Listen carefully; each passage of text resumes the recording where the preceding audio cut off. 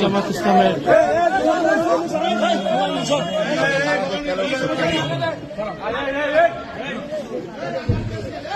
আস্তে আস্তে আস্তে তোমরা পিছাও এই মেম্বারশিপ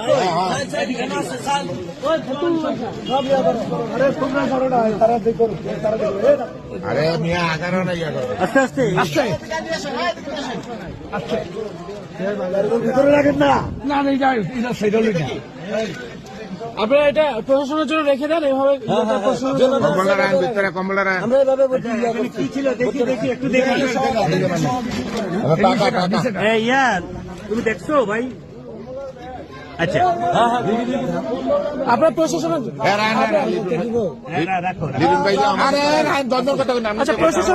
তারা খুলছিল প্রশাসনের জন্য রেখে দেন কম্বল সহ ইয়ে করে প্রশাসনের জন্য রেখে দেন তারা এটা খুললে এখানে রাখছে এটা আমাদের টাকা না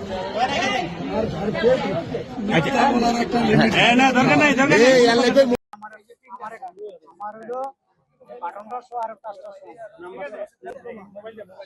স্যার উনি প্রত্যেকটা কথাই মিথ্যা বলে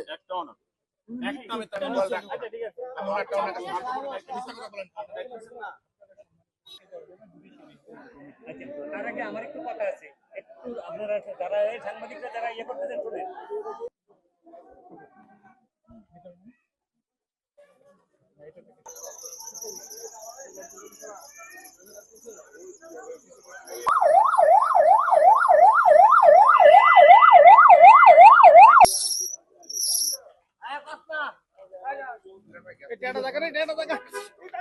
ভাষা মানে স্বাভাবিক না অস্বাভাবিক তো আমি বলছি ভাই আপনি চেতেন না, আপনি মুরব্বী মানুষ, আপনি চেতেন না, আপনি চেতেন কেন?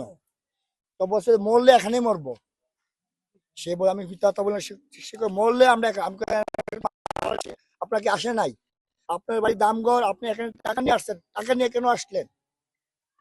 তাকে প্রশ্ন করার পরে এলাকার যত নেতৃবৃন্দ ছিল, এলাকার যত লোক ছিল, প্রশাসন লোক আসছে, এলাকার লোক আসছে, আইসা তাকে 10 হাতে নাতে তার কাছে টাকা পাইছে।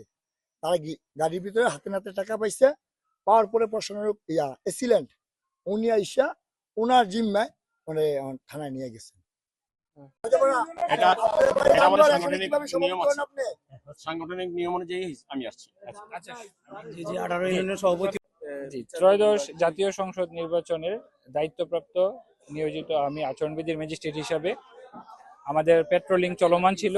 এমন সময় আমাদের কাছে একটা অভিযোগ আসে যে হাতে নাতে টাকা সহ আটক করা হয়েছে বা টাকা বিতরণ করা হচ্ছে। এর প্রেক্ষিতে আমরা প্রায় 1 ঘন্টা ডিস্টেন্সে ছিলাম। আমরা সাথে সাথেই মুভ করার পর আমরা যখন এখানে আসি তখন দেখি জনতা তাদেরকে আটক করে রেখেছে এবং তাদের বক্তব্য হচ্ছে যে আমরা হাতে নাতে টাকা সহ আটক করেছি। আমরা 2 জনের বক্তব্যই শুনেছি এবং শোনার পরে মনে হয়েছে যেহেতু এটা এক্সিকিউটিভ ম্যাজিস্ট্রেটের সামনে উদ্ঘাটিত হয়নি, সুতরাং সেটা মোবাইল কোর্ট আইন 2009 এর স্পিরিটের বহির্ভূত। এটা আমার মোবাইল কোর্ট আইনে বিচার্য নয় এবং যেটা মোবাইল কোর্ট আইনে বিচার্য নয় সেটা জুডিশিয়াল ইনকোয়ারি কমিটি কর্তৃক বিচার্য। সেই ক্ষেত্রে আপনাদের যারা জনতার অভিযোগের প্রেক্ষিতে এটা জুডিশিয়াল ইনকোয়ারি কমিটিতে এটার মানে বিচার্য বিষয়। সেক্ষেত্রে আমরা আপাতত গাড়িটাকে আমরা থানায় সুপর্দ করছি, পাশাপাশি যাকে আটক করা হয়েছে উনি পুলিশের হেফাজতে আছেন।